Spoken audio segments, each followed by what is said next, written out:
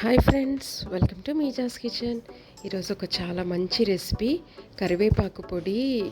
Hair లాస్కి చాలా మంచిది, డయాబెటీస్ పేషెంట్స్కి కూడా చాలా మంచిది ఫ్రెండ్స్.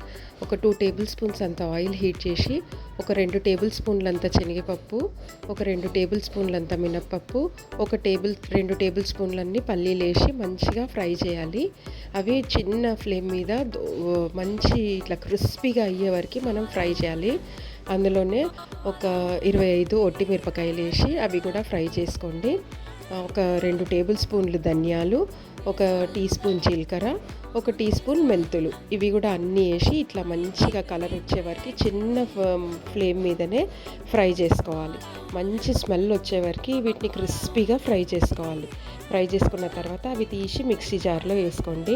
వేసుకున్న తర్వాత సేమ్ అందులోనే ఇది కరివేపాకు, ఒక పెద్ద కరివేపాకు కట్ట. ఇది కరివేపాకు మంచిగా క్లీన్ చేసుకొని ఉప్పు నీళ్ళలో వేసి మంచిగా వాష్ చేసుకొని ఇట్లా క్రిస్పీ అయ్యే వరకు ఇది కూడా చిన్న ఫ్లేమ్ మీదనే ఫ్రై చేసుకోవాలి. ఇందులోనే పెప్పర్ ఉంటే 2 టేబుల్ స్పూన్స్ పెప్పర్ యాడ్ చేసుకోండి. నేను పెప్పర్స్ కాకుండా పెప్పర్ పౌడర్ యాడ్ చేసిన. వేసుకొని ఇట్లా కోర్స్గా పౌడర్ చేసుకున్న తర్వాత ఒక టీ స్పూన్ అంతా రాక్ సాల్ట్, దొడ్డుప్పు, అది కూడా వేసి ఒక 10 వెల్లుల్లిపాయలు, ఒక చిన్న చింతపండు మీకు పులుపు తగ్గట్టు వేసుకోండి. కొంచెం చిన్న పీస్ యాడ్ చేసిన నేను చింతపండు, ఈ కరివేపాకు ఇవన్నీ కూడా మళ్ళీ యాడ్ చేసి మొత్తం ఫైన్ పౌడర్ లాగా పౌడర్ చేసేసుకోండి మిక్సీ జార్లో.